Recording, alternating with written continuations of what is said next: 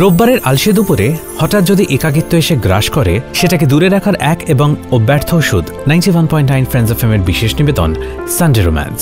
আজকের গল্প সংগ্রাম চৌধুরীর লেখা স্বপ্ন সন্ধানী। এটি সানডে রোম্যান্স অরিজিনালসের একটি নিবেদন। মুখ্য চরিত্রে স্বপ্ন, স্মৃতি এবং নিশান। শুরু হচ্ছে স্বপ্ন সন্ধানী। স্বপ্ন, তোর পাখি হতে ইচ্ছা করে? পাখি? ওমা, পাখি হতে যাবো কেন? দিব্যি জলজান্ত মানুষ আছি। উড়তে তো পারি না। হঠাৎ এরকম উড়ার শখ হলো কেন স্মৃতি?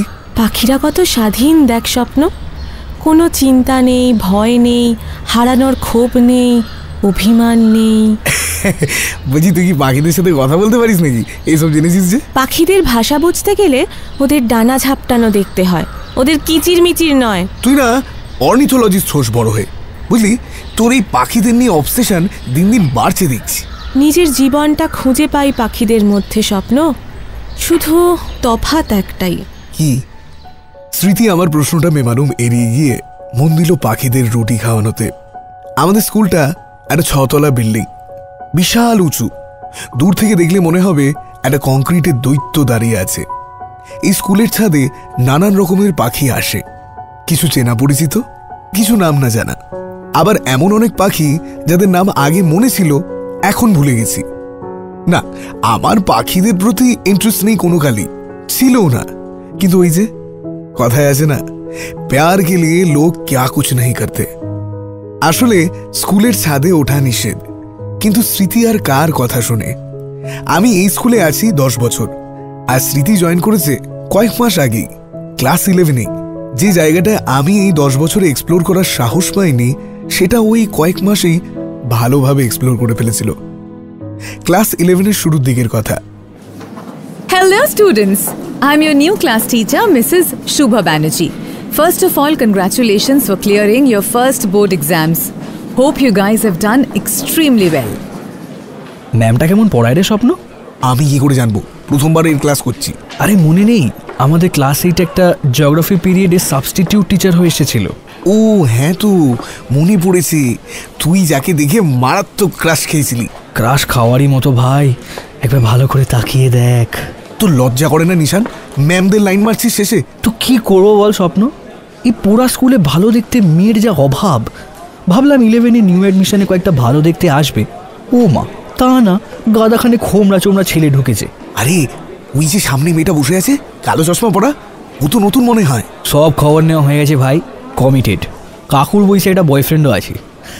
আমরা সিঙ্গেলই মরবো ভাই। সে দেখা যাবে, এবার সামনে দেখা, নয়তো কেস খাবো। আমি আর নিশান টিচারের লেকচারে মন দিলাম, খুবই অনিচ্ছা থাকা সত্ত্বেও। এই স্বপ্ন, লাস্ট বেঞ্চের মেয়েটাকে দেখ, নতুন মনে হয়। ভাই নিশান, তুই আজ কেস খাওয়াবি, বুঝতে পারছি আমি। আরে ভাই দেখ না। ওই আমার স্মৃতির সাথে প্রথম দেখা। লাস্ট বেঞ্চে একদম একা বসেছিল, মন দিয়ে টিচারের লেকচার শুনছিল, আর ডান হাত দিয়ে নিজের চুল পাকাচ্ছিল। মুখে এক অদ্ভুত স্নিগ্ধতা, এক অজানা গাম্ভীর্য। ভাই স্বপ্ন, তার কাটা নাকি মেয়েটা? তার কাটা কেন হতে যাবে? এই এপ্রিল মাসের গরমে ফুল স্লিভ শার্ট কে পরে? হ্যাঁ, ও পড়েছে, তাতে তোর কি? বাবা, এখন থেকে ও ভাই লাভ এট ফার্স্ট সাইট। বেঞ্চে মাথা ঠুকে দেবো হতভাগার, সামনে তাকা। ভাই আমার প্রেমে পড়েছে। নিশান, হ্যাঁ বোধহয় ওটা লাভ এট ফার্স্ট সাইটই ছিল। গার্লফ্রেন্ড শব্দটা এতদিন আমার লাইফে ছিল না। আজ ওকে দেখে সত্যিই চাইছিলাম এই শব্দটা আমার জীবনে আসুক। ওরে, আমার জন্য একটা লুচি রাখ। হ্যাঁ রে, তরকারির বাটিটা কে নিয়ে নিলি রে? শুধু শুধু রুটি খাবো নাকি? তুই নিজে খালি বিস্কিট আর ক্রসা আনবি, আর আমাদেরটা কান্ডে পিন্ডে গিলবি। চল বেরো, ওই ক্যান্টিন থেকে সস চেয়ে আন যা। টিফিন টাইমে এসব কথাগুলো বোধহয় শহরের সব স্কুলেই কমন, আমরাও ব্যতিক্রম নই। টিফিন বাক্স নিয়ে অসভ্যের মতো কাড়াকাড়ি, অ্যাজ ইফ ঘরে খেতে পাই না, বেঞ্চ বাজিয়ে গান করা, গানের প্যারোডি করা, বোতল আর কাগজের বল বানিয়ে ক্রিকেট খেলা। টিফিন পিরিয়ডটা এসবই মজে থাকতাম আমরা, কিন্তু ও থাকতো না। সারা ক্লাস যখন ব্রেকে নিজের স্কুল লাইফের শেষ 2 বছর উপভোগ করতে ব্যস্ত, ও নিজের স্টিলের গোল টিফিন কৌটো নিয়ে ক্লাসরুম থেকে বেরিয়ে যেত। কোথায় যেত কেউ জানতো না। হ্যাঁ রে নিশান, ওই মেয়েটা টিফিন পিরিয়ডে রোজ কোথায় চলে যায় বলতো? কোন মেয়েটা? আরে ওই লাস্ট বেঞ্চের মেয়েটা। ও তোর ক্রাশ? আবে বল না, জানিস? আমি কি করে জানবো? আমি কি ওর সাথে যাই? কেউ জানে এমন কাউকে চিনিস? দূর বাবা, নিজে গিয়ে জিজ্ঞেস কর না ওকে। চিনি না জানি না ওরম দুম করে গিয়ে কথা বলা যায় নাকি? ও চাঁদু, রোল কলের সময় ওর নামটা যেন খেয়াল করিসনি। আরে হ্যাঁ, কি যেন, স্মৃতি ভট্টাচার্য। হ্যাঁ, তো নাম জানিস, পদবি জানিস, এক ক্লাস, এক সেকশন, হার কত চিনতে লাগে ভাই। হ্যাঁ তাও। আরে ভাই ট্রাস্ট মি, মেয়েটা তোকে আর চোখে দেখে, আমি দেখেছি। এই হ্যাঁ সত্যি? মিথ্যে কেন বলবো ভাই, মেয়েরা বুঝে যায় কোন ছেলে তার উপর ক্রাশ খাচ্ছে। কথা বলবো বলছিস? নির্দ্বিধায় বৎস, আমার আশীর্বাদ রইল। সাহসটা একদিন করেই ফেললাম, বলা ভালো আমায় দিয়ে করানো হলো। পরের দিন টিফিনের বেল পড়ার সঙ্গে সঙ্গেই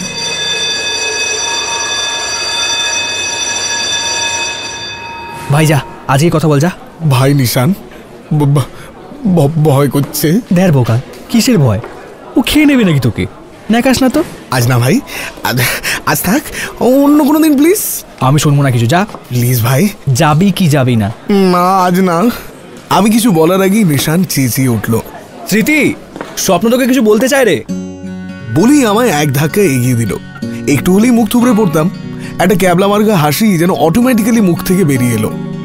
স্মৃতি জিজ্ঞাসু চোখে আমার দিকে চেয়ে আছে।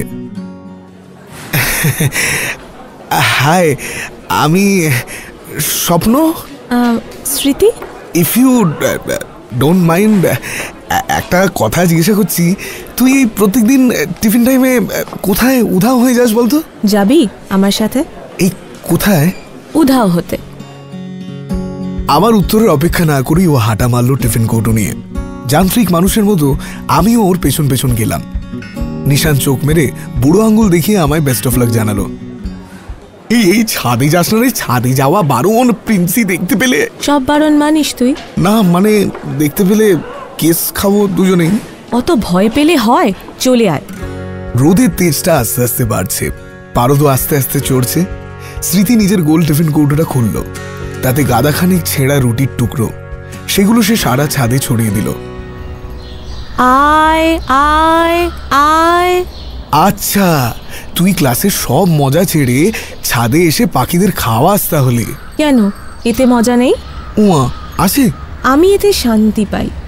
আমার কাছে আমার শান্তিটাই মজা। আচ্ছা, তুই এরকম সবসময় একা বসিস কেন? অনেকদিনই তো হলো স্কুল জয়েন করেছিস। Why don't you socialize? একা থাকার নেশা ধরে গেছে। একা থাকতে কার ভালো লাগে? যার মানুষে ভয়। স্মৃতির সব কথাই আমার হেয়ালি লাগছিল। বুঝতে পারছিলাম ও আমাদের থেকে অনেকটা আলাদা। পাখিগুলো যখন উড়ে এসে ছেঁড়া রুটিগুলো খাচ্ছিল, স্মৃতির মুখে যেন এক অদ্ভুত তৃপ্তি ফুটে উঠছিল। এই এত রকম পাখির নাম জানিস স্মৃতি? সব সম্পর্ক কি নামেই হয়? কিছু সম্পর্ক নাম না জানলেও গড়ে ওঠে। এই পাখিদের সাথে আমারও তাই সম্পর্ক। এই বন্ধু হবি? রোজ আমার সাথে ছাদে আসবি? কথা দিলাম। So tell me about yourself না। তোর মা বাবা? মা নেই, আমায় জন্ম দিয়েই মারা গেছেন। বাবা? শুধু জন্ম দিলেই বাবা হওয়া যায় না। মানে? আমার কথার কোনো জবাব দিল না স্মৃতি।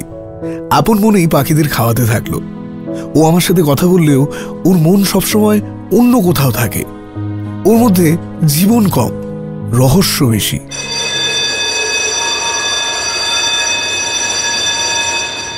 টিফিন শেষের ঘন্টা পড়ল, ফিরে এলাম ক্লাসে।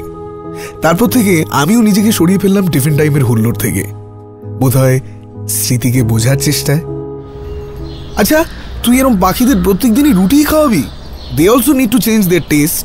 সাম টেস্ট মাস্ট রিমেন আনচেঞ্জড। কিছু একঘেয়েমি না থাকলে কেউ বাঁচতে পারে না। যেমন? জীবন। ও মা গো, তোর কথাগুলো বুঝতে গেলে না আমায় 2-3 বার জন্মাতে হবে। তোর নাম স্বপ্ন কেন? কি জানি, মা বাবা ভেবেছিল বোধহয় ছেলে খুব ভালো স্বপ্ন টপ্ন দেখবে। আমি তো রোজই হয় আলিয়া ভাট নাহলে দীপিকা পাডুকোনকে দেখি স্বপ্নে। এই আর তুই কাকে স্বপ্নে দেখিস? আমি তোর নামটা দেখতে ভয় পাই। আমার স্বপ্নগুলোই এখন স্মৃতি। মানে? কথার উত্তর দিল না ও অ্যাজ ইউজুয়াল। এরকম প্রত্যেক দিনই কিছু প্রশ্ন থাকতো যার উত্তর ও দিত না। আমিও বেশি ঘাটাতাম না। যত দিন যাচ্ছিল ওকে বোঝা আরো কষ্টের হয়ে উঠছিল। অনেক কিছু লুকিয়ে রাখে ও।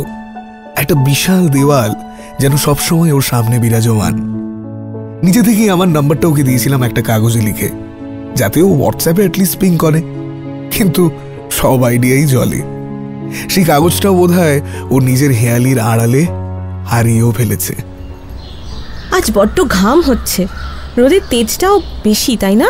তুই এরকম গরমে ফুল স্লিভ শার্ট স্টকিংস কে পরে? জামার হাতাটা গুটিয়ে নে। না না, তার দরকার নেই, জাস্ট বলছিলাম। আরে তুই দরদর করে ঘামছিস, তুলে নে না হাতাটা, তোরই আরাম লাগবে। আরে না, ঠিক আছে। উফ, বড্ড নাছর বান্দা তুই, এদিকে আয়। স্বপ্ন, না করিস না। প্রায় জোর করেই ওর শার্টের হাতাটা গুটিয়ে দিলাম। ওর খালি হাতটা দেখে কিছুক্ষণের জন্য থমকে গেলাম। স্মৃতির সারা হাতে অজস্র সিরিঞ্জ ফোটানোর দাগ, ফর্সা ধবধবে ত্বকে লাল রংটা যেন ফেটে বেরিয়ে আসছে। স্মৃতি আমার মুখের দিকে তাকিয়ে আছে, চোখ দুটো ওর ভিজে। আই এম আমার কথাটা না শুনেই ছুটে ছাদ থেকে নেমে গেল স্মৃতি। আমি কিছুক্ষণের জন্য হতভম্বের মতো দাঁড়িয়ে রইলাম। নিজের চোখকে বিশ্বাস করা খুব কঠিন মনে হচ্ছিল। স্মৃতি ড্রাগ অ্যাডিক্ট? কেন? কি কারণ হতে পারে? হাজারখানেক প্রশ্ন যেন একসাথে এসে আঘাত করলো আমাকে। সেদিনের পর আর স্কুলে আসেনি স্মৃতি। 1 মাস কেটে গেল, কিন্তু সারা স্কুলে স্মৃতিকে কেউ দেখতে পায়নি। ও কি তাহলে মিড সেশনে স্কুল ছেড়ে দিল? কোথাও গিয়ে নিজেকে বারবার অপরাধী মনে হচ্ছিল। স্মৃতি অনেক কিছুই লুকিয়ে যেন ভালো থাকার আপ্রাণ চেষ্টা করত। আমি যেন ওর এই চেষ্টাটা সফল হতে দিলাম না। এই স্বপ্ন, তুই এবারে দেবদাস মোড় থেকে বেরোতো। ফুল তাড়াকাটা ছিল মেয়েটা, নইলে কলকাতারই ব্যবসা করে কেউ ফুল শার্ট আর স্টকিংস পরে আসে? স্কুল ছেড়ে দিয়েছে, ভালো হয়েছে, আপদ বিদায় হয়েছে। এমনি একটা ভূত ছিল। শোন, কারোর ব্যাপারে পুরোটা না জেনে না জাজ করিস না নিশান। আরে তুই রাগ কেন করছিস ভাই? বিকেলে পদ্মপুকুর আসিস তো? ওই দেখো, আবার বিরহ পালন করে ছেলেটা। আর তুই এবার ওই বিরহ পালনের ভেন্যুটা পাল্টা প্লিজ। খালি পদ্মপুকুর কি বসে থাকে, মশা খায় ভাই। তোর প্রবলেম থাকলে বিকেলে আসিস না। আরে ভাই শোন, কারোর কথাই যেন তখন ভালো লাগছিল না। একটা অসময়ের কালবৈশাখী ঝড় যেন সবটা ওলট পালট করে দিয়েছে। সারা ফেসবুক তন্ন তন্ন করে খুঁজেও স্মৃতির প্রোফাইল পাইনি। না জানি কোনো কন্ট্যাক্ট নাম্বার, না কোনো ঠিকানা। নিজেকে ভীষণ অসহায় মনে হচ্ছিল। বিকেলে নিশান আমার কথা মতো এসেছিল। পুকুর পাড়ে বসে এই এতগুলো উত্তরহীন প্রশ্নর উত্তর খোঁজার চেষ্টা করছিলাম আমরা। তখনই ফোনের মেসেজ টোনটা বেজে উঠল। একটা অজানা নাম্বার থেকে SMS এসেছে ফোনে। জানি তোর মনে অনেকগুলো প্রশ্ন ঘুরছে স্বপ্ন। আমি তোর অনেকগুলো প্রশ্নের উত্তর দিইনি, দেওয়ার প্রয়োজন মনে করিনি। আজ দিয়ে দিচ্ছি। যাওয়ার আগে তোকে আর কোনো রহস্যে বেঁধে রাখতে চাই না রে। I am not a drug addict by choice স্বপ্ন। আমায় জোর করে ড্রাগস নেওয়ানো হয়। তোকে বলেছিলাম মনে আছে, শুধু জন্ম দিলেই বাবা হওয়া যায় না। কোনোদিন শুনেছিস একজন বাবা তার ফাইন্যান্সিয়াল ক্রাইসিস মেটাতে নিজের মেয়েকে ইনটক্সিকেট করে মানুষের কাছে বেচে? আজ শুনে নে, আমি এমন একটা মেয়ে যাকে সমাজ সব থেকে খারাপ চোখে দেখে। আই হোপ তুই বুঝতে পারছিস আমি কি বলছি। কি অদ্ভুত না, যে মেয়েটা গরমকালেও ফুল স্লিভ শার্ট স্টকিংস পরে, তার কাজই হলো অজানা লোকজনদের সামনে।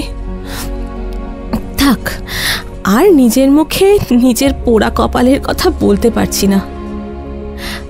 আমি তোদের সাথে, তোদের হই হুল্লোড়ের সাথে কোনো দিন মানিয়ে উঠতে পারিনি রে স্বপ্ন। তোরা আমার থেকে অনেক আলাদা, তোরা মুক্ত।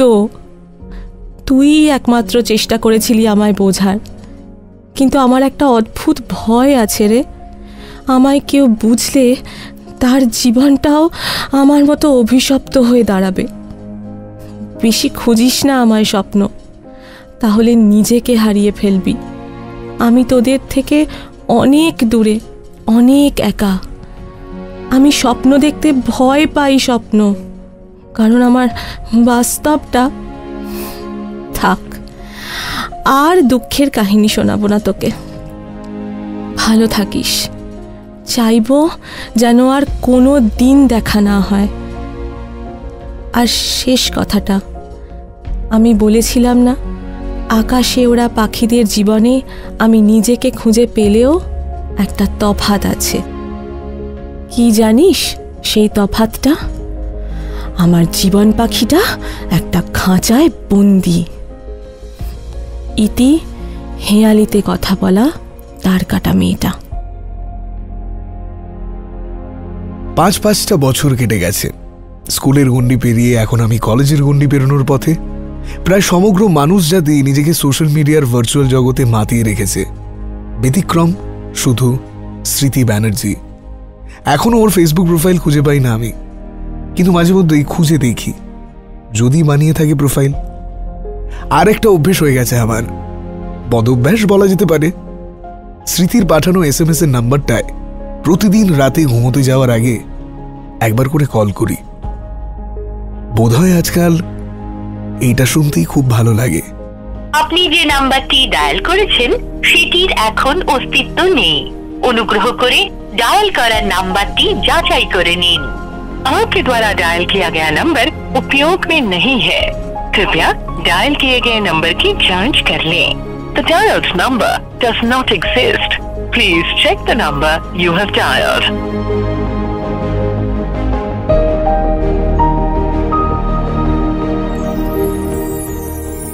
শুনছিলেন সংগ্রাম চৌধুরীর লেখা গল্প স্বপ্ন সন্ধানী। এটি সানডে রোম্যান্স অরিজিনালসের একটি নিবেদন। মুখ্য চরিত্রে অর্থাৎ স্বপ্নর ভূমিকায় অরিত্র, স্মৃতি সেমন্তী মিত্র, নিশান সংগ্রাম, আনুষঙ্গিক কণ্ঠে নীলাঞ্জনা, সমগ্র পরিচালনায় অভিষেক, আবহ সঙ্গীত ধ্বনি পরিকল্পনায় শুভজিৎ, সূত্রধর আমি অরিজিৎ। শেষ হলো এই রোববারে সানডে রোম্যান্সের আমাদের বিশেষ নিবেদন স্বপ্ন সন্ধানী। আগামী রবিবার ঠিক দুপুর 2টায় এরকমই একটা রোম্যান্টিক গল্প নিয়ে হাজির হবে সানডে রোম্যান্স, শুধুমাত্র 91.9 ফ্রেন্ডস FM-এ।